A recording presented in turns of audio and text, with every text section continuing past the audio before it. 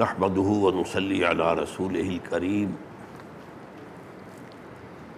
اما بعد فقد قال الله تبارك وتعالى كما ورد في سورة البقرة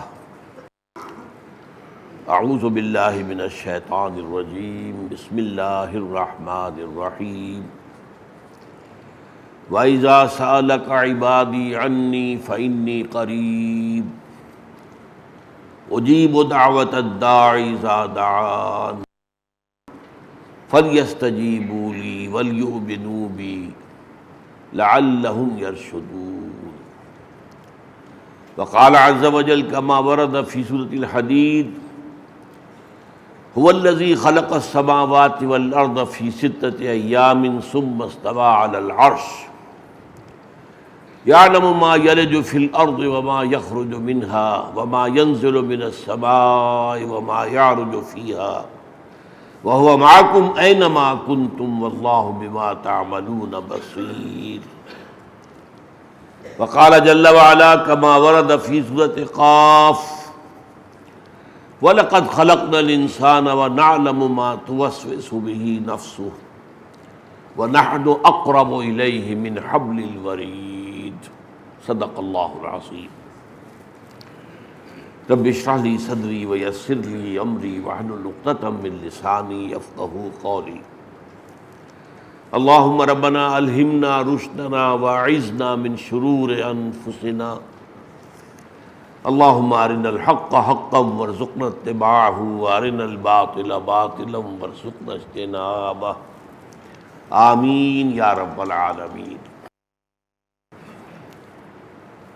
رمضان مبارک کا جو دو گنا پروگرام تھا، یعنی دن میں صیام، رات کو قیام، ان دونوں پروگراموں سے جن لوگوں نے کما حقہ حظ حاصل کیا، استفادہ کیا، فائدہ اٹھایا، ان کو اس بات کا احساس خود بھی ہوگا کہ ان کی ارواح کو ایک بالیدگی حاصل ہوئی، اس کے ان کے اوپر جو مادیت کا غلبہ تھا اس میں کمی آئی، اس کے بوجھ میں کمی ہوئی۔ اس کا نتیجہ یہ نکلتا ہے کہ پھر انسانوں کی ارواح جو ہیں، جب انہیں کچھ تقویت حاصل ہوتی ہے تو وہ پھر تقرب الی اللہ کی خواہش مند ہوتی ہے۔ یہ قاعدہ ہے، اصول ہے، کل شیء یرجع الی اصلہ، ہر شے اپنی اصل کی طرف لوٹتی ہے۔ تو ہمارا جو حیوانی وجود ہے وہ چونکہ اس زمین سے بنا ہے، مٹی سے بنا ہے، لہذا اس کے سارے رجحانات عالم سفلی کی طرف ہیں، لیکن ہمارا یہ روحانی وجود یہ تو عالم بالا سے، لہذا اس کی توجہ عالم بالا کی طرف ہے، ذات باری تعالیٰ کی طرف ہے۔ تو اس میں جو چوتھی آیت آئی اس رکوع کے اندر، جس میں کہ روزے کے احکام اور حکمتیں بیان ہوئی ہیں، ان کا ذکر پہلے یہاں ہو چکا ہے، صرف تذکرہ ہے کہ یہ جو کیفیت ہوتی ہے ارواح انسانیہ کی، اگر واقعتاً انہوں نے رمضان مبارک کے پروگرام سے فائدہ اٹھایا ہو، واقعتاً روزے رکھے ہوں، ان کے روزے فاقے نہ ہوں، جیسا کہ ایک حدیث میں آیا ہے کہ من لم یدع قول الزور والعمل به فلیس للہ حاجۃ ان یدع طعامہ وشرابہ، جو شخص جھوٹ بولنا نہ چھوڑے، جھوٹ پر عمل کرنا نہ چھوڑے، تو اللہ کو کوئی ضرورت نہیں ہے کہ وہ کھانا پینا چھوڑ دے۔ یہ اس کا فاقہ ہے، روزہ نہیں ہے۔ جنہوں نے روزے رکھے، فی الواقع رکھے، اور رات کا قیام کیا جیسے کہ اس کا حق تھا، ان کی ظاہر بات ہے کہ ان کی ارواح کے اندر یہ جذبہ پیدا ہوا۔ اس کی مظہر ہے یہ آیت وَإِذَا سَأَلَكَ عِبَادِي عَنِّي فَإِنِّي قَرِيبٌ۔ اے نبی، جب میرے بندے آپ سے میرے بارے میں دریافت کریں تو انہیں بتا دیجئے کہ میں دور نہیں ہوں، قریب۔ اجیب دعوت الداعی اذا دعان، میں تو ہر پکارنے والے کی پکار کو سنتا ہوں، جہاں بھی اور جب بھی مجھے پکارے۔ انگریزی میں جو آپ کہتے ہیں دیر اینڈ دین، اذا دعان، فَلْيَسْتَجِيبُوا لِي، البتہ اس کا ایک تقاضا یہ ہے کہ وہ بھی میری بات کو مانے، میری پکار پر لبیک کہیں، جو چیزیں میں نے ان پر فرض کی ہیں انہیں پورا کریں، انہیں ادا کریں۔ فَلْيَسْتَجِيبُوا لِي وَلْيُؤْمِنُوا بِي لَعَلَّهُمْ يَرْشُدُونَ، اور مجھ پر اپنا ایمان پختہ رکھے، اسی سے وہ اصل میں کامیابی، جو اصل کامیابی ہے رشد اور فلاح، وہ حاصل کر پائیں۔ تو اس میں جو سب سے پہلی بات بتانے کی ہے وہ یہ ہے کہ دنیا میں دو طرح کی ایکسپلائٹیشنز رہی ہیں۔ ایک پولیٹیکل، راجا ہے، بادشاہ ہے، اسے لگان لینا ہے، زمین کی پیداوار میں سے حصہ لینا ہے، محل بنانے ہیں، عیش کرنے ہیں، خراج لینا ہے۔ اور دوسرا یہ معبد ہے، یہ مزار ہے، یہاں آؤ، یہاں پر چادریں چڑھاؤ، یہاں پر دیگیں لاؤ، یہاں پر نذرانے پیش کرو۔ تو یہ گویا کہ دوسرا ایکسپلائٹیشن۔ اس دوسرے کی بنیاد کیا ہے کہ تم تو نجس ہو، ناپاک ہو، اللہ جو ہے وہ بہت اونچا ہے، بہت بلند ہے، تمہاری رسائی تو اس تک ہو نہیں سکتی، تم تو اپنی بات ان تک پہنچا نہیں سکتے، تمہیں واسطوں کی ضرورت ہے۔ یہ واسطہ ہے، یہاں اس قبر میں جو دفن ہے وہ واسطہ ہے، یہ بت جو ہے یہ واسطہ ہے، یہ جس کی علامت ہے وہ واسطہ ہے۔ انہیں خوش کرو، اور ان کو خوش کرنے کا مطلب کیا ہے کہ نذرانے پیش کرو۔ اس کی جڑ کاٹی ہے اس آیت میں۔ اللہ قریب ہے اور ہر پکارنے والے کی پکار کو سنتا ہے، یہ نہیں کہ گناہ گار کی بات نہیں سنتا، ہر پکارنے والے کی پکار کو سنتا ہے، جہاں بھی ہو اور جہاں بھی جب بھی ہو۔ البتہ یہ کہ اس کا جو پہلو دوسرا ہے کہ وہ بھی میری بات سنے اور مانے، اور جو میں نے فرائض عائد کیے ہیں ان کو ادا کریں۔ اسی طرح میں نے دوسری آیت آپ کو سنائی ہے سورہ حدید کی، هو الذی خلق السماوات والارض فی ستۃ ایام ثم استوى علی العرش، وہی ہے جس نے کہ آسمانوں اور زمین کو پیدا کیا 6 دنوں میں، پھر متمکن ہو گیا عرش پر، تخت پر، تخت حکومت پر متمکن ہو گیا۔ یعلم ما یلج فی الارض وما یخرج منها وما ینزل من السماء وما یعرج فیہا، وہ اپنی اس تخلیق سے غافل نہیں ہے۔ یہ ایک تصور ہے بعض مذاہب میں کہ وہ تو اپنی ذات میں مگن ہے، اسے اپنی اس کائنات سے کوئی دلچسپی نہیں، یہ تو اس نے بنا دی اور خود بخود چل رہی ہے، چلتی رہے گی، اس سے کوئی دخل نہیں اس کا، وہ اپنی ذات میں مگن ہے۔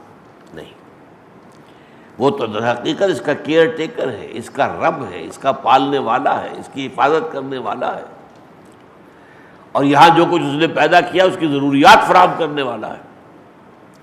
یعلم ما یلج فی الارض وما یخرج منها، وہ جانتا ہے جو کچھ کہ زمین میں داخل ہوتا ہے، جو نکلتا ہے۔ بارش کی ایک بوند داخل ہوئی ہے اور کوئی بیج جو پڑا ہوا تھا وہاں، وہ اس سے ایکٹیویٹ ہوا ہے اور وہ نکلتا ہے، کوپل نکلتی ہے اس کی۔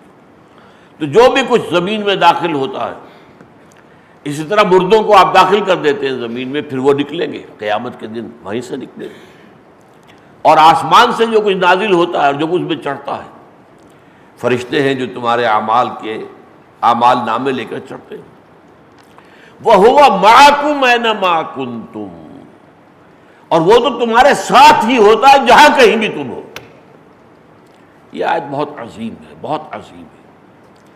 دیکھیے ذات باری تعالیٰ کا ایک تصور کسی دیہاتی کا، ان پڑھ، اجڑ، ذہن محدود، سوچ محدود، ایک یہ بھی ہو سکتا ہے کہ یہ جو آسمان ہے، ایک کے اوپر دوسرا، دوسرے پہ تیسرا، ساتھ میں آسمان پر کوئی تخت رکھا ہوا ہے، اس تخت کے اوپر کوئی کرسی رکھی ہوئی ہے، اور اس کرسی پر اللہ بیٹھا ہے۔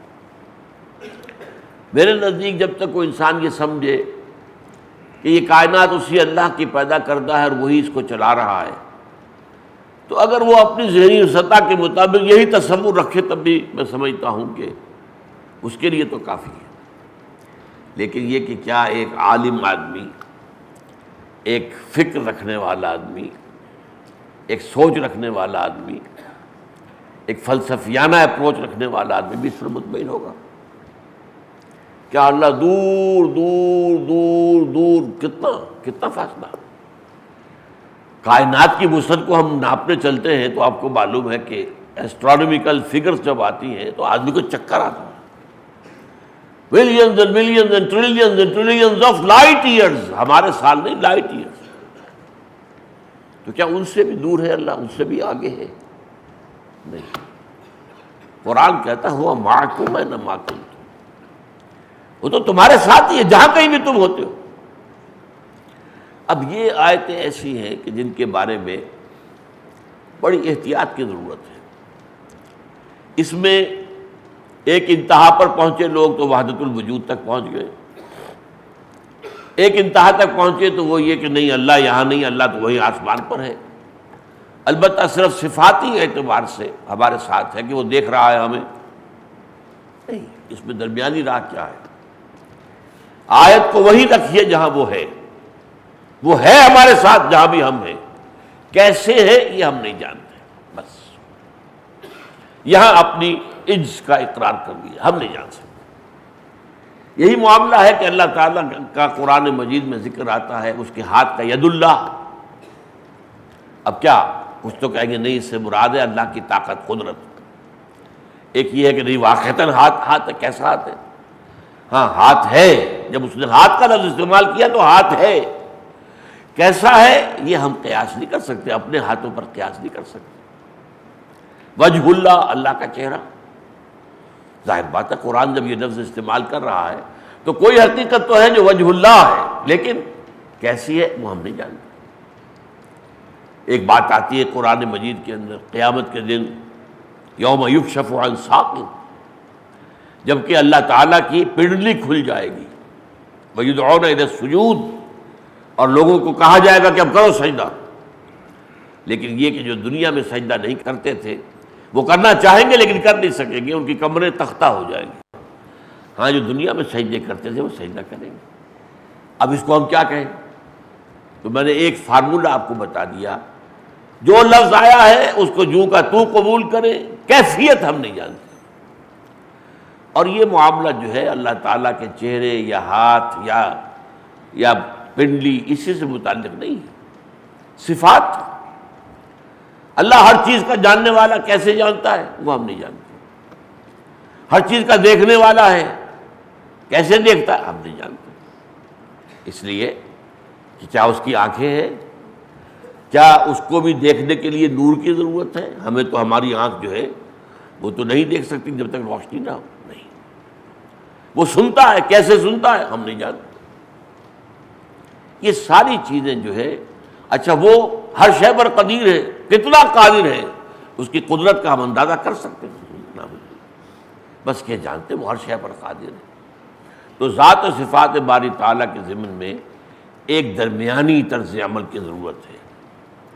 تیسری آیت میں نے آپ کو سنائی ہے، یہ سورہ قاف کی ہے.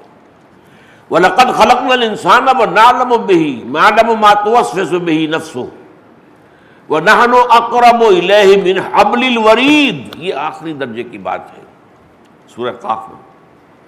ایک تو یہ کہ ہوا معکم اینما کنتم، تم جہاں کہیں بھی ہوتے ہو تمہارے ساتھ ہے. وہ ساتھ ہونا ایک علیحدہ بات ہے. آپ میرے ساتھ کھڑے ہیں، آپ ساتھ ہیں میرے. ایک یہ کہ نہیں وہ تو انسان کی رگے جان سے بھی قریب تر ہے. وہ جو میں نے آپ کو ایک شعر سنایا تھا وہ کچھ قریب پہنچتا ہے اس کے کہ جان نہا در جسم او در جان نہا. جان ہمارے جسم میں چھپی ہوئی ہے اور وہ اس جان کے اندر چھپا ہوا ہے. اے نہاں اندر نہاں، اے جان جان، اے وہ ہستی کہ جو خفیہ کے اندر خفیہ ہے، چھپی ہوئی کے اندر چھپی ہوئی ہے، اور جان کی جان تو ہی ہے، جان جان. تو یہ اللہ تعالیٰ کی ذات کا معاملہ ہے. وَنَحْنُ أَقْرَبُ إِلَيْهِ مِنْ حَبْلِ الْوَرِيدِ. اچھا اب یہاں سوال پیدا ہوتا ہے، جب اللہ تعالیٰ اتنا قریب ہے تو تقرب کے معنی کیا ہوئے؟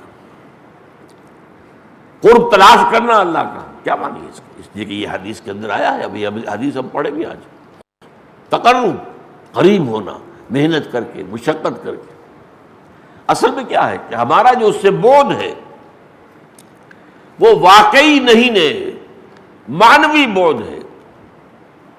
وہ بعد کیا ہے؟ معنوی بعد ہے، اور اس کا سبب کیا ہے کہ اب مادی زندگی جو ہے مادی دنیا کے اندر گم ہو گئے اور توجہ ہی نہیں کرتے۔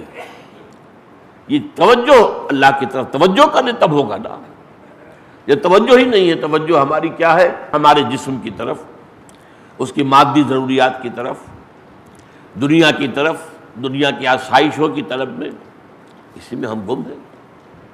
کافر کی یہ پہچان کہ آفاق میں گم ہے، اور مومن کی یہ پہچان کہ گم اس میں ہے آفاق۔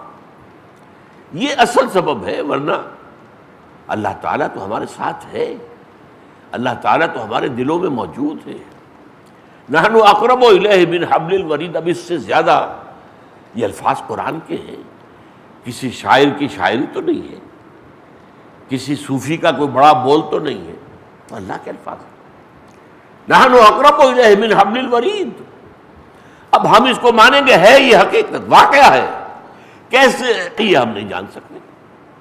اس کی کیفیت پر گفتگو کرنا، بحث کرنا، جدال کرنا، مباحثہ کرنا، یہ بالکل غلط، اس سے فتنے میں پڑ جائیں گے۔ بس وہ ہے، وہ یقیناً انسان سے اس کے رگے جاسم میں زیادہ قریب ہے۔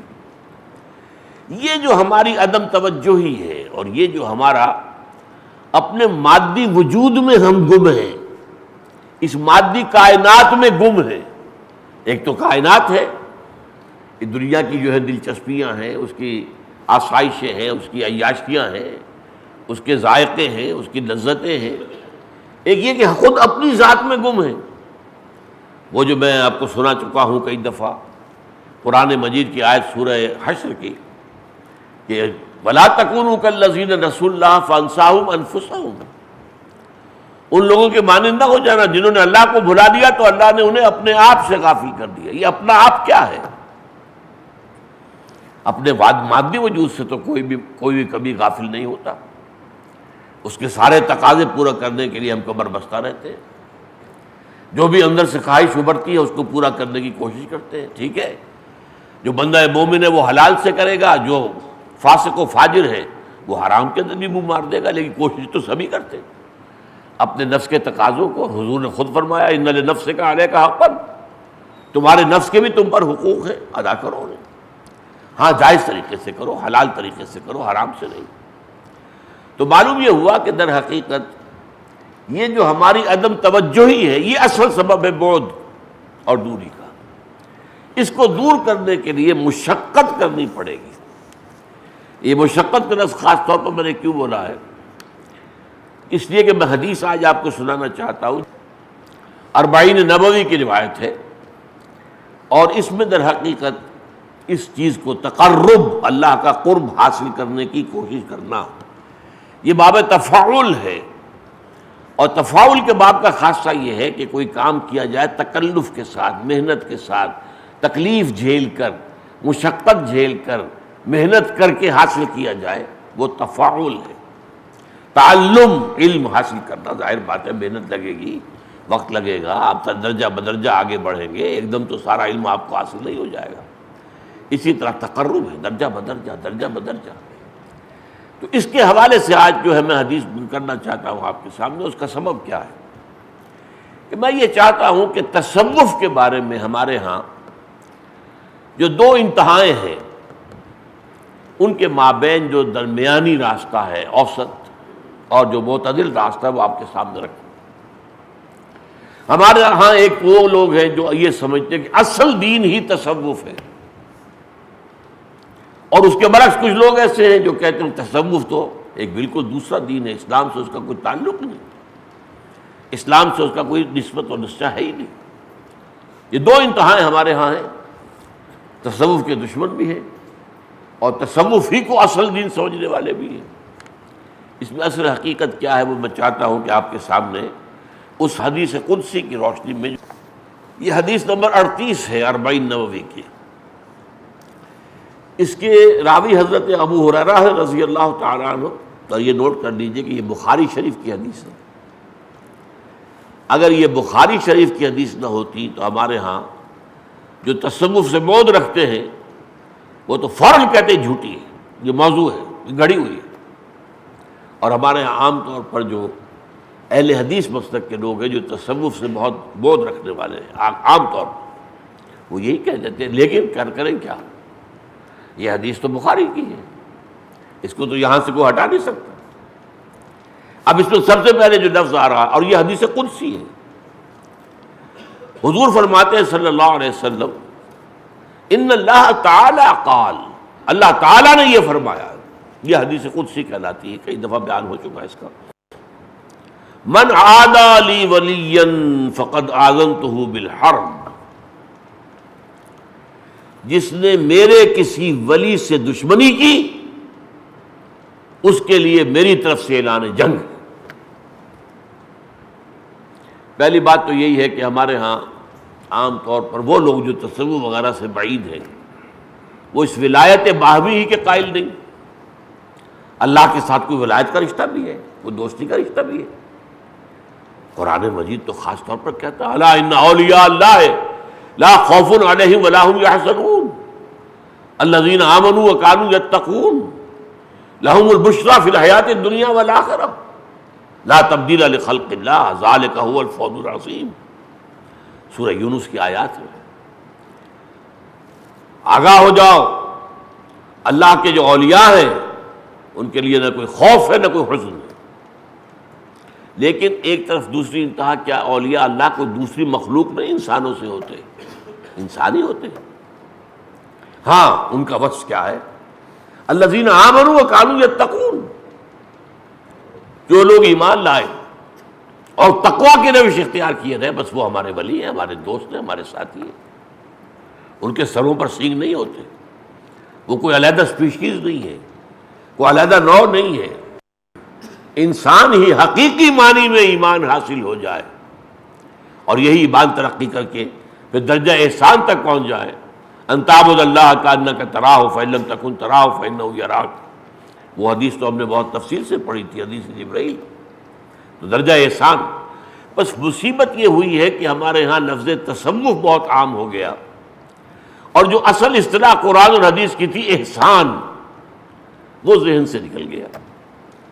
تصوف کی اصطلاح جو ہے نہ قرآن کی ہے نہ حدیث کی ہے، بلکہ یہ پتہ ہی نہیں ہے کہ یہ کہاں سے بنا ہے لفظ۔ لوگ صفا سے کہتے، صفا سے بن نہیں سکتا کسی بھی عربی گرامر کی روح سے۔ ہاں جس سے بن سکتا ہے صوف، صوف کہتے ہیں اون کو۔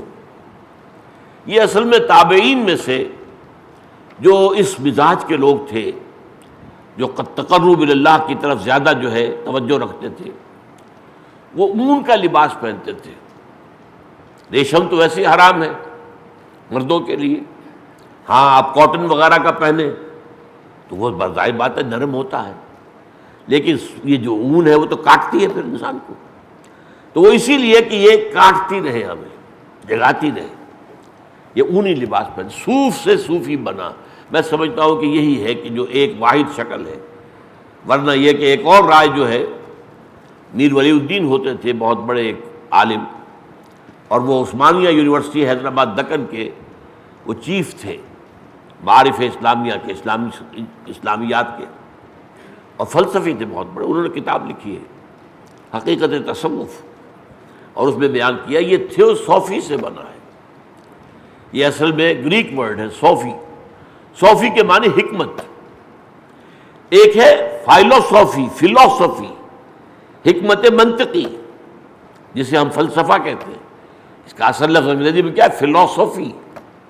ایک ہے تھیوسوفی، تھیو مذہبی، اور تھیوسوفی تھیوکریٹک اسٹیٹ کہتے ہیں، جو مذہبی ریاست ہوتی ہے، جہاں اختیار جو ہے وہ مذہبی علماء کے ہاتھ میں ہوتا ہے، جیسے کہ ایران میں، تو اس کو ہم کہتے ہیں تھیوکریسی۔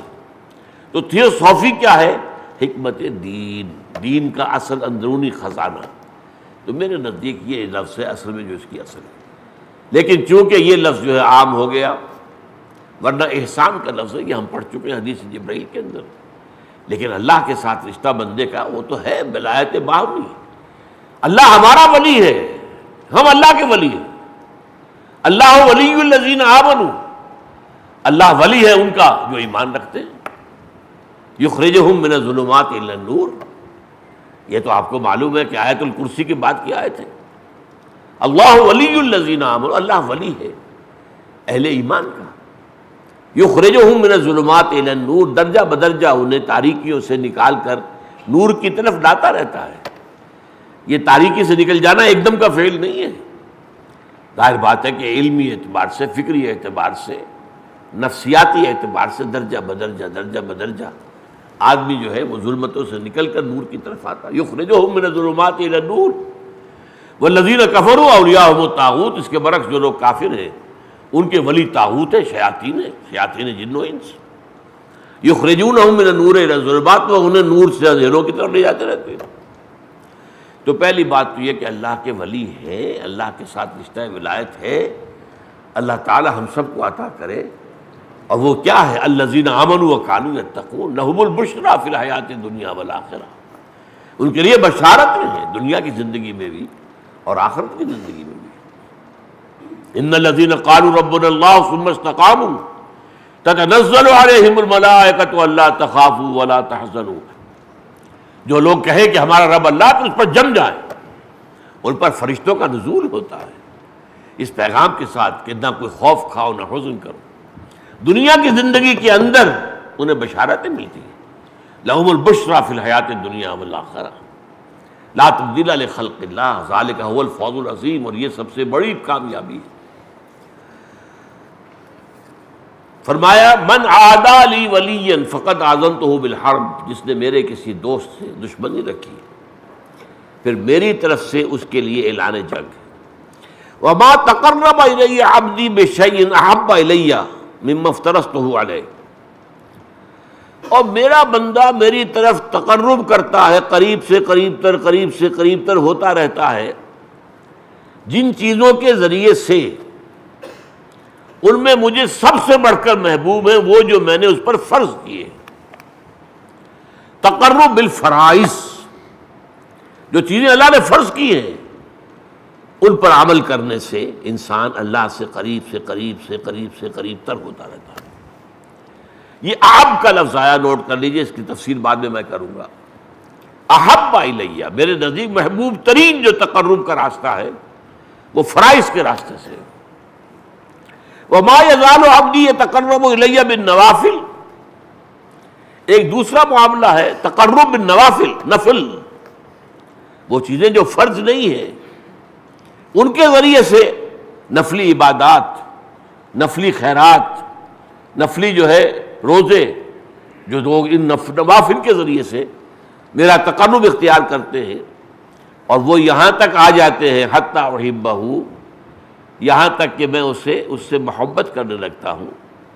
فاذا احببتہ، اور جب میں اپنے اس بندے سے محبت کرتا ہوں، کنت سمع الذی یسمع بہ، تو پھر میں اس کے کان بن جاتا ہوں جن سے وہ سنتا ہے.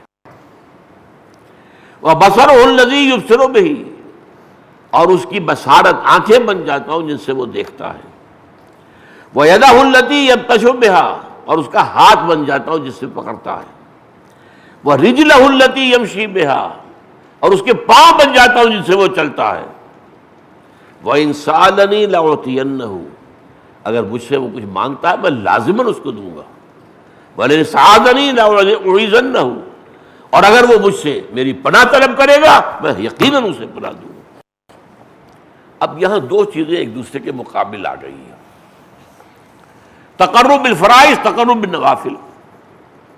ایک کو کہا ہے مجھے محبوب ترین تقرب بالفرائض سے، لیکن تقرب بالنوافل کا درجہ اتنا بلند ہے کہ میں اس کے ہاتھ بن جاتا ہوں، پاؤں بن جاتا ہوں، کان بن جاتا ہوں، آنکھیں بن جاتا ہوں. اس اعتبار سے ذرا نوٹ کیجئے، میں نے اس سے پہلے بھی آپ کو دو جوڑے پہلے بتائے ہیں کئی مرتبہ. ایک چیز ایک اعتبار سے اہم ترین ہے، دوسری چیز دوسری اعتبار سے اہم ترین ہے. جیسے ایمان کے بارے میں ہم نے حدیث پڑھی، سب سے زیادہ حسین ایمان کس کا ہے؟ حضور نے صحابہ سے پوچھا صحابہ نے پہلا جواب دیا فرشتے. فرمایا وہ کیسے ایمان نہیں لائیں گے، وہ تو اپنے رب کے پاس ہیں. پھر انہوں نے عرض کیا پھر رسول، وہ رسول کیسے ایمان نہ لائے، ان پر تو وہی ہوتی ہے. پھر ڈرتے ڈرتے کہا ہوگا پھر ہم ہیں، تم کیسے ایمان نہ لاتے جبکہ میں تمہارے مابین موجود ہوں. پھر آپ نے فرمایا میرے نزدیک حسین ترین ایمان ہمارے ان بھائیوں کا ہوگا جو میرے بعد آئیں گے. لَإِخْوَانُنَا الَّذِينَ جو آئیں گے میرے بعد، یاتون من بعدی، انہیں تو کچھ اوراق ملیں گے جن میں قرآن لکھا ہوگا، اس پر ایمان لائیں گے. میں تو موجود نہیں ہوں گا کہ مجھے دیکھ کر یا میری باتیں سن کر ایمان لائیں. انہیں تو قرآن کے اوراق ملیں گے، ان سے ایمان لائیں گے. ان کا ایمان حسین ترین ہے. اب یہاں حسین ترین تو ایمان ان کا ہوا، لیکن افضل ترین ایمان کس کا ہے؟ صحابہ کا ہے. افضل اور ہے، حسین اور ہے. افضل ترین وہ تو یہ ہے، کہا گیا ہے کہ بڑے سے بڑے ولی اللہ کا ایمان بھی ادنا سے ادنا صحابی سے بھی کم تر ہے. کہ ادنا سے ادنا صحابی کا ایمان بھی بڑے سے بڑے ولی اللہ کے ایمان سے برتر ہے. اور یہ صحیح ہے. صحابہ کے ایمان، وہ شاید دیگر تھا، شاید دیگر، اس کی نوعیت ہی اور تھی. لیکن حسین ترین ایمان حضور فرما رہے ہیں ہمارے ان بھائیوں کا ہوگا جو میرے بعد آئیں گے. انہیں میری صحبت تو نصیب نہیں ہوگی، میری زیارت نصیب نہیں ہوگی، ہاں انہیں اوراق ملیں گے جن میں کتاب اللہ موجود ہوگی، اس سے بھی ایمان لائے. اللہ تعالی ہم سب کو ان میں سے بنائے. اس کتاب کے ساتھ ہمارا وہ تعلق ہو جائے تب نا، تو حسین ترین ایمان سے اللہ تعالی ہمیں نواز دے گا. اسی طریقے سے جہاد کا معاملہ ہے. آپ کو معلوم ہے میں نے کئی مرتبہ جہاد کی 3 منزلیں بیان کی، پھر ہر ایک کے اندر 3 سب سٹوریز ہیں، درمیانی منزلیں 9 ہیں. پہلی کیا ہے؟ نفس کے خلاف جہاد. اور 9ویں آخری کیا ہے؟ بالفعل جان ہتھیلی پر رکھ کر جنگ کے لیے، اللہ کے لیے، قتال فی سبیل اللہ. یہ ہے 9ویں منزل. تو بلند ترین کون سی ہوئی؟ 9ویں. اہم ترین کون سی ہے؟ افضل ترین کون سی ہے؟ پہلی. حضور سے پوچھا گیا ای الجہاد افضل ہو یا رسول اللہ، اے اللہ کے رسول سب سے افضل جہاد کس کا ہے؟ فرمایا ان تجاہد نفسک فی طاعت اللہ. افضل ترین جہاد یہ ہے کہ تو اپنے نفس کے خلاف جہاد کرے اور اس سے اللہ کا مطیع بنائے. افضل تو یہ ہے، ظاہر بات ہے پہلی منزل ہوگی تو دوسری بنے گی نا، دوسری ہوگی تو تیسری بنے گی. لیکن یہ پہلی 2 منزلیں طے کیے بغیر جو تیسری منزل پر کود جاتے ہیں، ان کا جہاد کیا ہوتا ہے؟ قتال کیا ہوتا ہے؟ اپنے نفس کے لیے ہوتا ہے، اپنی شجاعت کے اظہار کے لیے ہوتا ہے، مال غنیمت کے حصول کے لیے ہوتا ہے، کسی حمیت جاہلی میں ہوتا ہے، کسی قوم پرستی کے لیے ہوتا ہے، کسی وطن پرستی کے لیے ہوتا ہے. وہ جہاد فی سبیل اللہ تو نہیں ہوتا. ہاں پہلی منزلیں آپ پہلے طے کر لیں، رفتہ رفتہ چڑھے. لَتَرْكَبُنَّ طَبَقًا عَنْ طَبَقٍ، رفتہ رفتہ درجہ بدرجہ وہ آپ بڑھیں تو بلند ترین منزل، بلند ترین وہی ہے قتال فی سبیل اللہ. اس لیے فرمایا یہ اللہ کی محبوبیت کا مقام ہو جائے گا. جیسے یہاں بھی فرمایا ہے کہ جو میں اس سے محبت کرنے لگتا ہوں جو نوافل کے ذریعے سے میری طرف تقرب اختیار کرتا ہے. اب ان دونوں چیزوں کو سمجھیے. دیکھیے جو پہلی طرح کا جو ہے، جو تصوف ہے یا تقرب اللہ ہے، سلوک ہے، اس میں کرامات نہیں ہوں گی، یا ہوں گی تو بہت کم ہوں گی، نہ ہونے کے برابر ہوں گی. ان کے تذکرے آپ سنیں گے نہیں. صحابہ کرام سے کوئی کرامات زیادہ آپ سنتے ہیں کبھی؟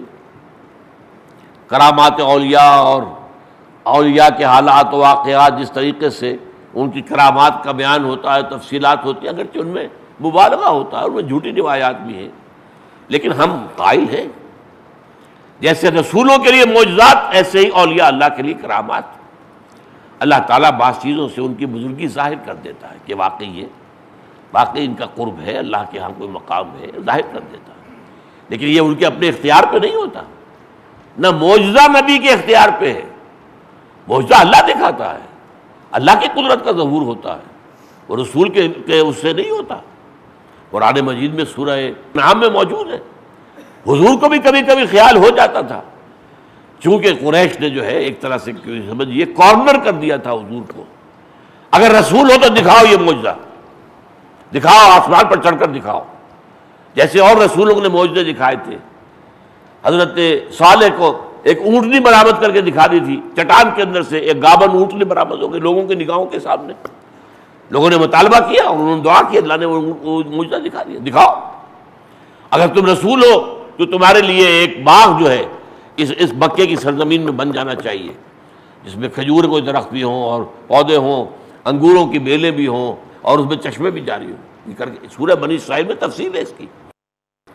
لیکن یہ کہ حضور صلی اللہ علیہ وسلم کے دل میں بھی اب ظاہر بات ہے کہ حضور تو نہیں دکھا سکتے، اللہ تعالیٰ کے اختیار میں ہے۔ بات تو یہ کہا گیا کہ میں نے تم سے دعویٰ کہا کہ میں نے خدائی کا دعویٰ تو کیا ہی نہیں جو مجھ سے یہ مطالبے کر رہے ہو، میں نے تو صرف یہ کہا ما کنت الا بشرا رسولا، میں تو بشر ہوں، رسول ہوں، ہاں میرے پر وحی آتی ہے، وہ وحی کا پیغام میں تمہیں پہنچا رہا ہوں، تو دعویٰ جس کا ہوتا ہے اس کے مطابق اس سے مطالبہ کرنا چاہیے نا۔ لیکن بہرحال حضور کے بہت سے چاہنے والے بھی اس مطالبے کے آگے جو ہے انہوں نے ہتھیار ڈال دیے۔ حضور کے ایک پھوپھی زاد بھائی تھے، اگرچہ وہ ابھی ایمان تو نہیں لائے تھے لیکن حضور سے ہمدردی رکھتے تھے، دوستی رکھتے تھے، دلچسپی رکھتے تھے، آپ کی صحبت میں بھی آتے تھے۔ ایک روز ایسے ہی محفل میں قریش نے جب سارے مطالبے کیے، جب وہاں سے حضور واپس جانے لگے تو انہوں نے کہا کہ دیکھیے آج تو آپ کی قوم نے آپ پر حجت قائم کر دی ہے، آپ واقعی اگر رسول ہیں تو یہ معجزے دکھائیے، ان کی تو حجت آپ پر آ گئی۔ تو ذرا سوچیے کہ حضور کی جان کیسے شکنجے میں آ گئی۔ اللہ دکھاتا نہیں، اللہ کیوں نہیں دکھاتا؟ اس لیے کہ اللہ مہلت دینا چاہتا ہے۔ ایسا کھلا معجزہ دکھانے کے بعد قوم کو مہلت نہیں ملتی، پھر بھی ایمان نہ لائے تو برباد، تباہ، ختم۔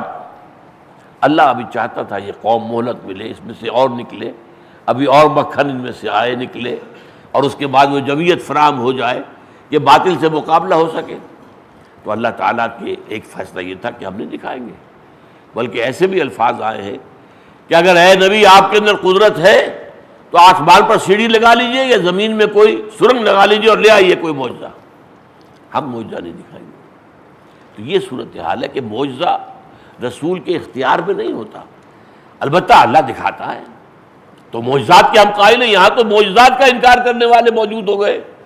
سر سید احمد خان نے انکار کیا اور ان کے جو مکتبہ فکر کے لوگ ہیں سب انکاری ہیں، تو کرامات کو کہاں مانیں گے؟ لیکن ہم مانتے ہیں اللہ تعالیٰ اپنے نیک بندوں کی بزرگی کو لوگوں پر ظاہر کرنے کے لیے، آشکارا کرنے کے لیے ان کے ذریعے سے ایسی چیزیں دکھا سکتا ہے، انہیں کشف ہو سکتا ہے۔ کشف کا معاملہ تو حضرت عمر کے ساتھ بھی ہوا رضی اللہ تعالیٰ، مشہور واقعہ کہ میدان جنگ جو ہے وہ تو شام میں ہے، حضرت ساریہ جو ہے وہاں کمانڈر ہیں، حضرت عمر خطبہ دے رہے ہیں مسجد منبر پر کھڑے ہوئے، لیکن اچانک کہتے یا ساریہ الی الجبل۔ اب یہاں لوگ حیران ہیں، یہ کیا کہہ دیا آپ نے؟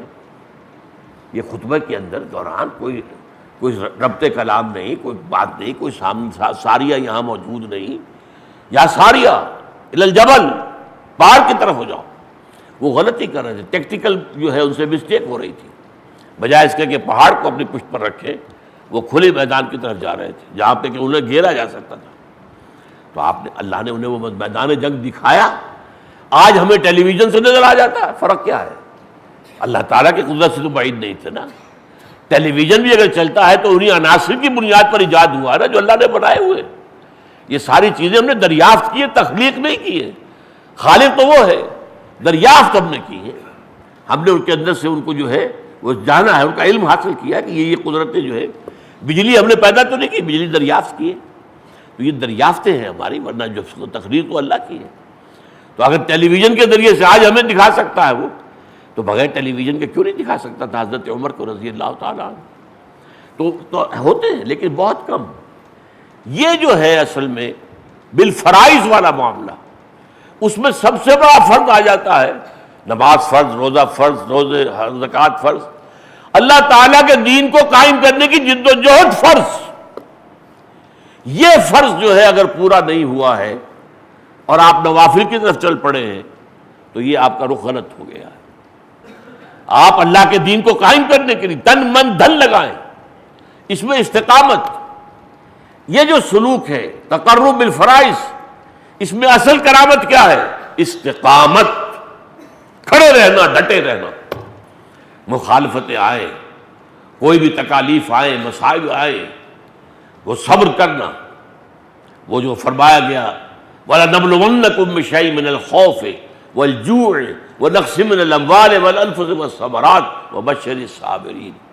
یہ سب سے بڑی کرامت ہے، اللہ کی راہ میں جان دے دینا سب سے بڑی کرامت ہے۔ یہ دوسری کرامتیں جو ہیں ہمیں صحابہ کے ہاں ان کا تذکرہ نہیں ملتا۔ یہ اصل میں تقرب بالفرائض کا معاملہ تھا۔ ہاں جب دین قائم ہو گیا، نظام خلافت قائم ہو گیا، شریعت خداوندی نافذ ہو گئی، اب ٹھیک ہے، اب فرض کا وہ معاملہ ادا ہو گیا۔ اب تو یہ ہے کہ ریاست کے ذمے ہے، حکومت کے ذمے ہے۔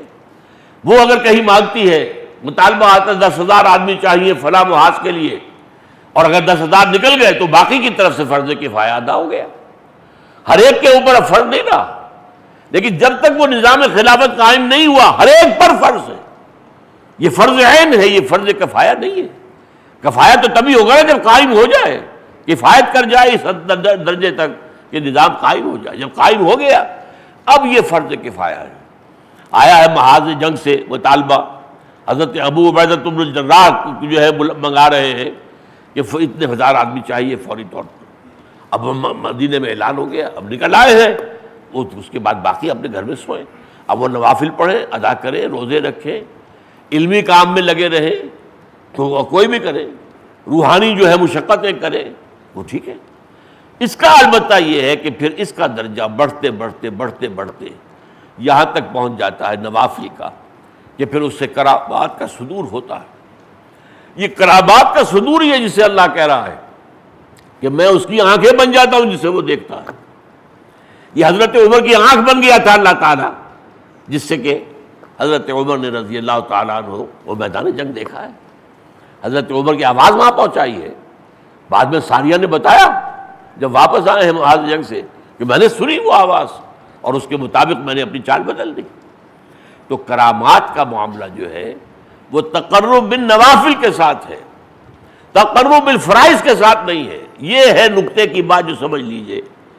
آج ہم جو جد و جہد کر رہے ہیں، چونکہ نظام قائم نہیں ہے، شریعت الہی نافذ نہیں ہے، تو جو فرض ہے اتنا بڑا اقامت دین کی جد و جہد، وہ فرض ہے جو ہمارے سروں کے اوپر ہے۔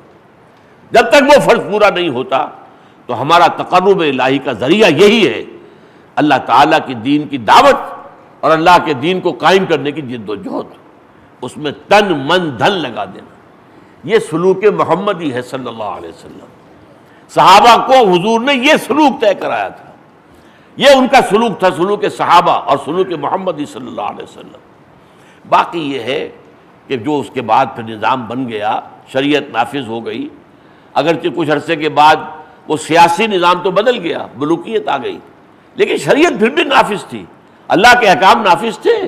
اس اعتبار سے اب یہ موقع تھا، اسی لیے پھر اس دور کے اندر جو ہے اولیاء اللہ نے پھر جو بھی مشقتیں کی ہیں، روحانی مشقتیں کی ہیں، چلہ کشی کی ہے، بہت اپنے اوپر جو ہے نوافل کا بوجھ ڈالا ہے، اور اس کے ذریعے سے ان کے ذریعے سے کرامات بھی پھر ظاہر ہوئی ہیں۔